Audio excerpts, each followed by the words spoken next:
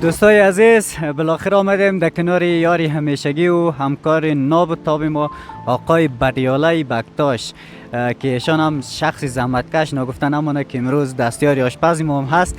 خسته نباشین بسیار زیاد. کجا رساندین آشپزی را؟ سلامت باشید. تشکر. سلام به شما. دیگه ما آشپزی را انشالله دیگه در نیم ساعت دیگه آماده خوردن است. دیگه کارش تمام است. بخیر فعلا دم راستی یک چای جور کردیم دیگه. بچه‌ها مصروف چای هستن میشه. بسیار زیاد تشکر. این چای هم آماده شده، نوجوانا ما را خبرم نکردین. دیگه میریم ما شما اینجا میشینیم یک چای خوری میکنیم. واقعا جایی هست آهنگران که خیلی صفات گرچه کنیم به بیننده ها خسته کن نشه که اصلا هیچ حد نداره صفاتش. بالاخره تو اینجا آمدی، از قبلا هم اینجا آمده بودی، از اینجا دیدن کرده بودی چطور؟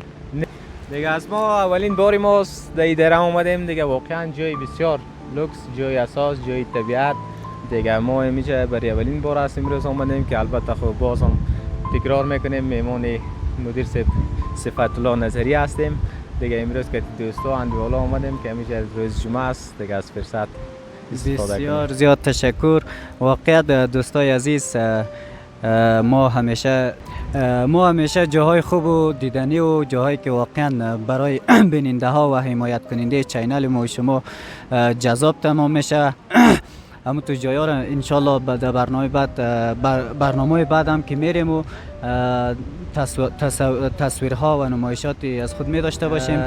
از مهمانی نظری صاحب دیگه راضی هستی امروز؟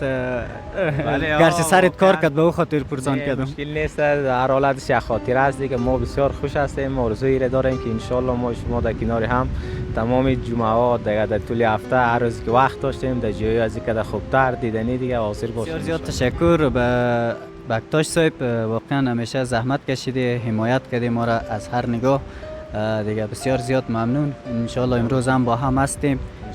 امیدوار هستم که خوش بگذره برید. سری سلامت باشی به تمام ما شما. لذت ببری. بخیر و سلامت باشید. زنده باشید.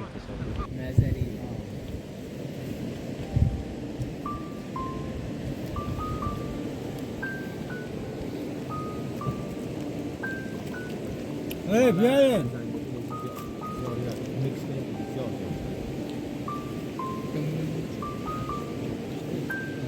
خیلی خوب بیشتر گوشیدم.